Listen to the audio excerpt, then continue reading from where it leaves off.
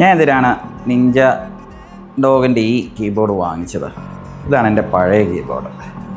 ഇത് ആൻഡ് സ്പോർട്സിൻ്റെ ആണ്. ഭയങ്കര എക്സ്പെൻസീവ് എന്നുള്ളത്, ഭയങ്കര ബഡ്ജറ്റ് കീബോർഡാണ്. പക്ഷേ ഇതിലൊരു ട്രാക്ക് പാഡൊക്കെ ഉണ്ട്. പക്ഷേ ഇതിൻ്റെ സൗണ്ട് കേൾപ്പിച്ചു തരാം കേട്ടോ. ഇത് കണ്ടോ, ഫ്ലെക്സ് ചെയ്യുന്നുണ്ടോ? ഭയങ്കര ക്വാളിറ്റി ഒന്നുമല്ല ഇത്. അപ്പം ഇതും കൂടെ വെച്ചിട്ട് ഞാൻ എൻ്റെ ഡിഫറൻസ് കാണിച്ചു തരാം.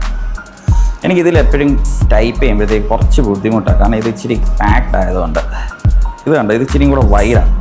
ഓൾമോസ്റ്റ് ഒരു ഈ പീയുടെ ലെവൽ നോക്കിക്കണ്ടോ, ഈ ഒരു എക്സ്ട്രാ ഒരു 1.5 കീ കൂടുതൽ സ്പേസ് കിട്ടുന്നുണ്ട്. ഇച്ചിരിയും കൂടെ ഈസി ആയിട്ട് ടൈപ്പ് ചെയ്യാൻ പറ്റും ഇതിൽ. ഒന്ന്. രണ്ടാമത് എൻ്റെ കർസർ നോക്കി, ഭയങ്കര കുഞ്ഞു കർസറാണ്. ഇതിൽ ഡെഡിക്കേറ്റഡ് ആയിട്ട് ഇതുപോലത്തെ വലിയ കർസർ കിടപ്പുണ്ട്.